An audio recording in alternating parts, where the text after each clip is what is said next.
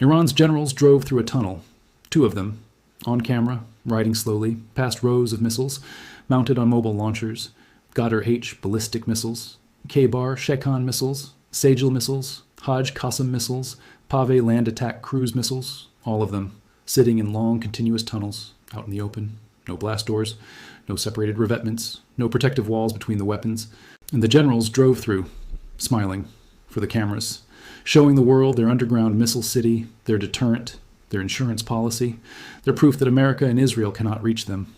And then, a war zone analyst saw something. The lack of protective measures could lead to an absolutely massive chain reaction of secondary explosions. Iran had just published the blueprint for its own destruction.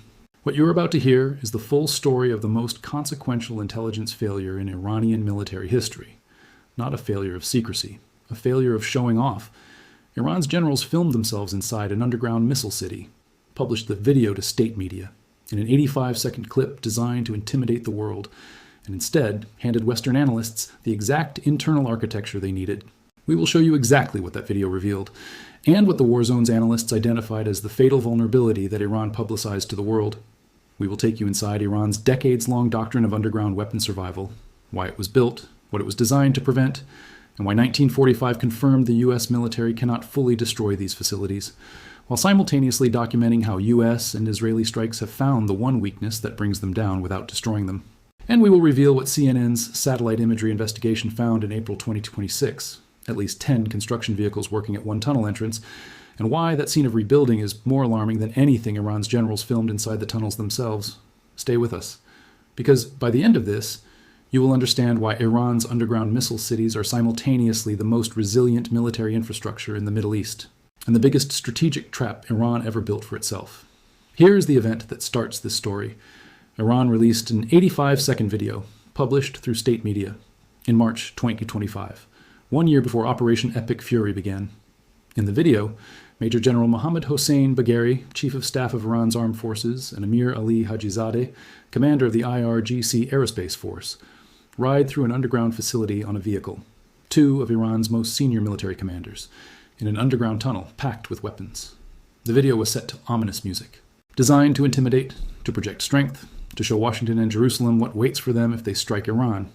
And it worked as intimidation for exactly 85 seconds, before analysts from the war zone, one of the most technically rigorous military analysis outlets on Earth, looked at the architectural details and found the fatal flaw. Iran's missiles were stored in long, continuous tunnels, not in individual hardened chambers, not in separated revetments with blast walls between them, not in a structure where destroying one weapon is isolated from the weapons nearby. In long, continuous, open tunnels, where every missile sits exposed to every other missile in the same corridor. The war zone analysis was precise. The munitions are stored out in the open in long, continuous tunnels and large caverns with no, or at least limited, blast doors or separated revetments that could result in devastating consequences should the facility be breached in an attack. The lack of these protective measures could lead to an absolutely massive chain reaction of secondary explosions. Chain reaction. Secondary explosions. Iran drove its top generals through a facility designed to be their most secure deterrent, filmed it, published it, and showed the world that if anyone could breach the entrance, the entire contents of the tunnel would detonate in sequence, like a fuse, connected to everything. Here is the second intelligence failure, 1 year later. November 2025, a civilian contractor published promotional videos on social media, videos of their work, manufacturing blast-resistant doors for tunnel construction projects in Iran. RFE/RRL analyzed the footage and found something specific in the background of the promotional materials. Military insignia, not of the IRGC, of the Iranian army, on a banner installed in the tunnels. The IRGC denied any connection to the facilities. The denial was issued because the IRGC recognized that promotional materials from a civilian blast door manufacturer had just publicly revealed the existence and approximate location of Iranian army tunnel projects. Iran's most sensitive military construction, documented, by a contractor's marketing department, posting to social media to attract more business.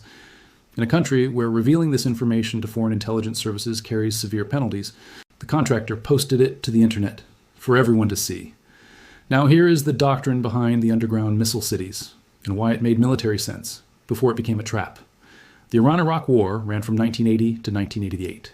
8 years of conflict during which Iraqi airstrikes repeatedly destroyed Iranian military and civilian infrastructure.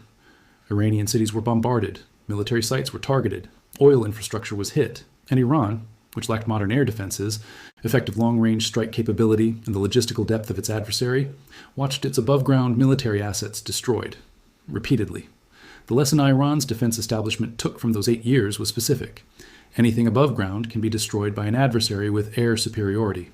The only survivable military infrastructure is underground, deep underground, beneath mountains, beneath rock that absorbs bomb blast, beneath terrain that makes satellite imagery inconclusive. And so, over the following 3 decades, Iran built.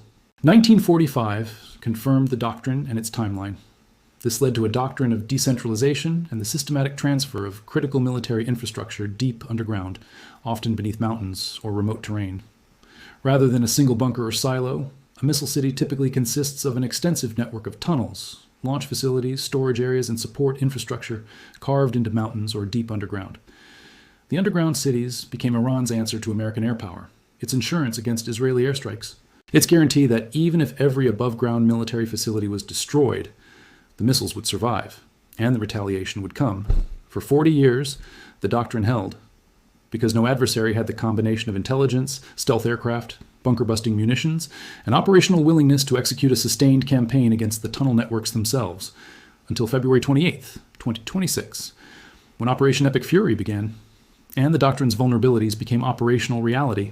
Here's the specific finding from the Washington Post's satellite imagery investigation, published March 29, 2026, 1 month after the war began.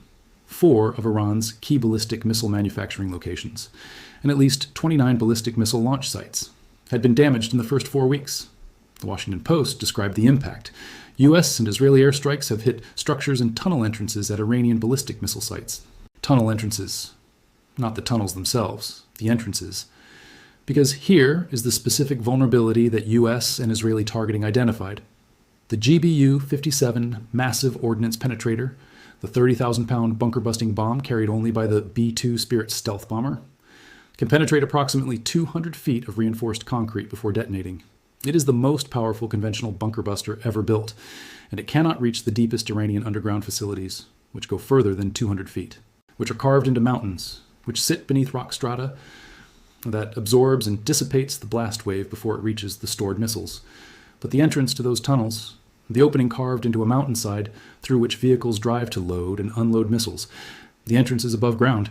And targeting the entrance does not require penetrating 200 feet of rock.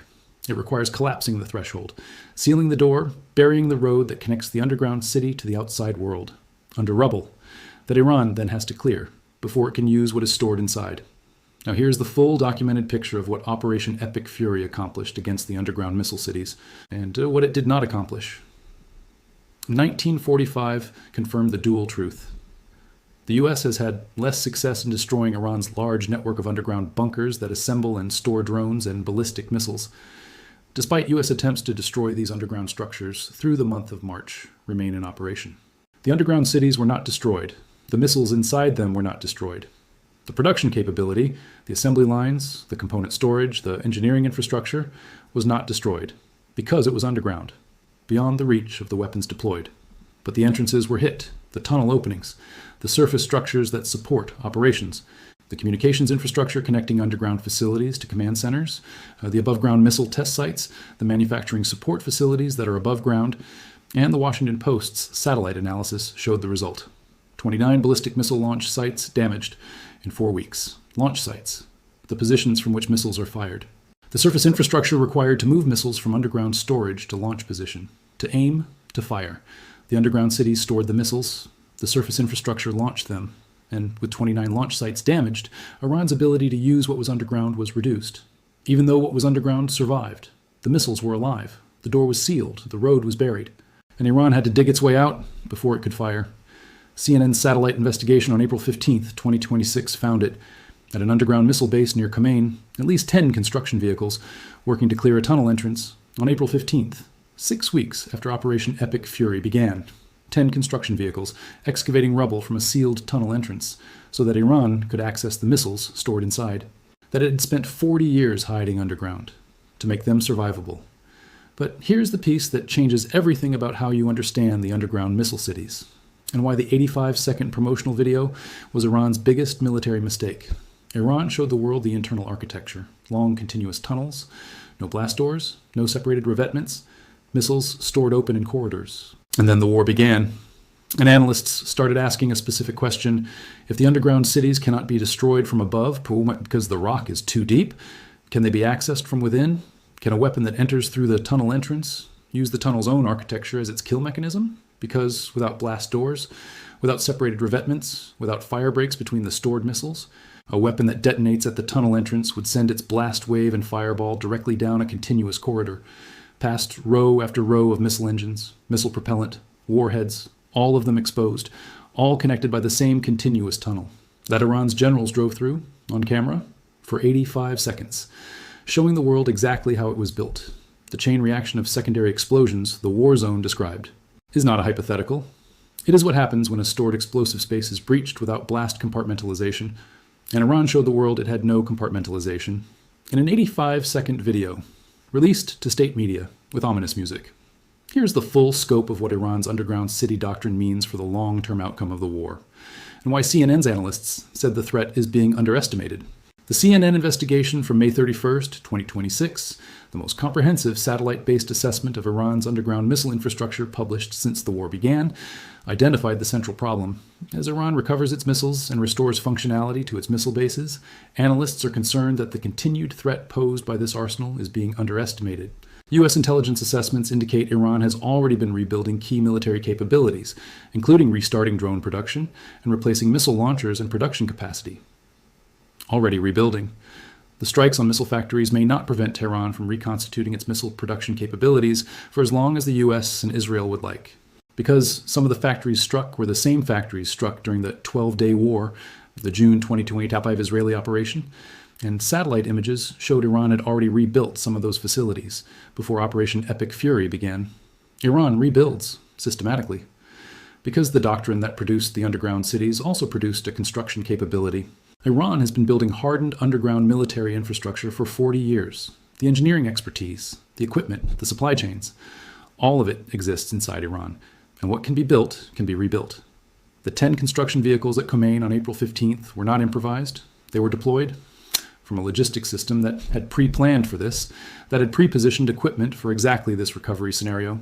Because Iran's doctrine anticipated that the entrances would be targeted and built a recovery response into the operational plan. The CNN investigation stated it directly. Tehran's missile arsenal remains largely intact underground, largely intact. After Operation Epic Fury, after thousands of strikes, after the Washington Post documented 29 launch sites damaged, the missiles under the mountains are still there. The recovery operation at Khomeini is already underway, and analysts are saying the threat is being underestimated. Here is what officials are not saying clearly. The debate about whether to strike Iran's underground facilities is not about capability. It is about cost. The GBU-57 massive ordnance penetrator can be enhanced. New variants can be developed. The B-2 can carry 2, delivered in sequence, designed to penetrate deeper before the second bomb detonates in the cavity created by the first. That approach, sequential bunker busting, has been discussed in classified planning documents. It is technically feasible. It is also diplomatically and strategically complex, because the facilities that are deepest underground, the ones that most warrant that level of attack, are the ones most likely to contain enriched uranium, the 440 kilograms, at 60%, that the deal being negotiated in Doha is supposed to address. Striking deep enough to destroy the tunnels at Isfahan and Natanz risks destroying the uranium, or dispersing it, or creating conditions that the IAEA cannot assess, and a uranium dispersal event in an Iranian mountain range is not a military outcome, it is an environmental catastrophe, with humanitarian consequences that neither the United States nor Israel wants to own. The underground cities are protected, not just by rock, by the uranium inside them, which makes destroying them the option that creates the problem it is designed to prevent. 3 paths now open from the underground city impasse.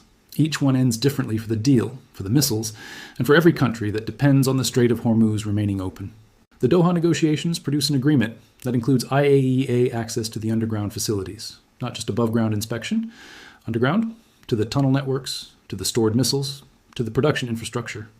Under this scenario, the diplomatic framework accomplishes what Operation Epic Fury could not by destroying the underground cities, by making them visible, by placing inspectors inside the tunnels that Iran showed the world in an 85-second video, where the missiles are stored without blast doors, without separated revetments, in the condition that the war zone described as vulnerable to massive chain reaction secondary explosions. Under international inspection. Verified. The underground cities stop being Iran's deterrent and become Iran's monitored liability. The unknown, whether Iran's negotiators, knowing what IAEA inspectors would find in the tunnels, will accept access as a deal condition. The entrances are sealed. Iran rebuilds them. The entrance is sealed again. Iran rebuilds again. A cycle of surface destruction and underground reconstruction. That Iran's doctrine anticipated. That Iran's construction capability is built to sustain. CNN's satellite imagery showed 10 vehicles at Khomeini on April 15th, 6 weeks after Operation Epic Fury began. By June, the entrance is likely partially cleared. By July, the missiles inside may be accessible again. By August, Iran has rebuilt enough surface infrastructure to resume launch operations. Not at full capacity, at reduced capacity, but enough to maintain the deterrent, to demonstrate that the missiles survived, and to fire them at the moment of Iran's choosing. Under this scenario, the underground cities achieve exactly what they were designed to achieve: survivability, and the ceasefire that everyone is negotiating around a missile arsenal that has largely survived, because it was underground. The analysis that the war zone published, long continuous tunnels, no blast doors, massive chain reaction risk if breached, is the blueprint for a new targeting approach, not penetrating the mountain from above, accessing the tunnel from the entrance, with a weapon that enters the tunnel interior before detonating. This is what sequential bunker buster technology is designed to produce. A first bomb opens the entrance, a second bomb enters the cavity, and uses the tunnel's own architecture as its kill mechanism. The long continuous tunnel that Iran's generals drove through in 85 seconds becomes the channel that directs the blast wave, past every missile, in sequence, producing exactly the chain reaction of secondary explosions that the war zone identified.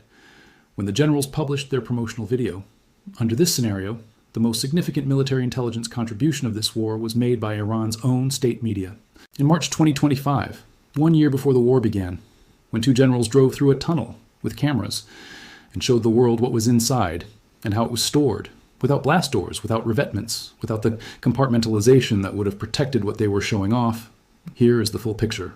For 40 years, since the devastation of the Iran-Iraq War, Iran built underground missile cities, tunnels carved into mountains, beneath rock deep enough to absorb bomb blast, populated with the most advanced missiles in Iran's arsenal, Gadr H, K-Bar Shekan, Sejil, Haj Qasem, Pave, stored underground, to survive any attack, to guarantee retaliation, to make the cost of striking Iran too high. Then, in March 2025, Iran's top 2 military commanders drove through one of these cities on camera. In an 85-second video designed to intimidate Washington and Jerusalem, and the war zone found the fatal architectural flaw: long continuous tunnels, no blast doors, no separated revetments, a chain reaction waiting to happen if the entrance is breached. Then, in November 2025, a civilian contractor's social media posts revealed the existence and construction of new tunnel facilities. The IRGC denied the link, the tunnel insignia showed the Army, and OSINT analysts added another facility to their target maps. Then Operation Epic Fury began. 4 of Iran's key ballistic missile manufacturing locations and 29 launch sites damaged in 4 weeks. The Washington Post documented it. CNN satellite analysts confirmed it. The U.S. military struck entrances, surface infrastructure, launch sites. But the underground cities themselves, the tunnels beneath the mountains, remained largely intact because the rock was too deep, and the uranium inside made the deepest option catastrophic. By April 15th, 10 construction vehicles were clearing the entrance at Khomeini. Iran was rebuilding, as its doctrine anticipated, as its engineering capability planned, and CNN's analysts warned the threat is being underestimated. The missiles are still there. The construction vehicles are still working. The deal being negotiated in Doha will either reach into those tunnels with inspectors or leave the missiles where they are, beneath the mountains, survivable, in long continuous tunnels, without blast doors, in the architecture that 2 generals photographed in 85 seconds and gave to the world 1 year before the war. So we want to hear from you. Do you believe the Doha deal's success depends entirely on whether IAEA inspectors gain physical access to the underground tunnel networks, not just above-ground facilities, and that, without that access, any agreement leaves Iran's primary deterrent intact and the threat chronically underestimated? And do you think Iran's decision to film its generals inside the underground missile city in March 2025, revealing the exact architectural vulnerability of long, continuous tunnels without blast compartmentalization, was genuinely Iran's biggest military mistake, Or is the survivability of those underground cities proof that the doctrine worked exactly as designed? Tell us what you think in the comments. To make long journeys more enjoyable, we also invite you to our Spotify, where we present our video content. Thank you for choosing us.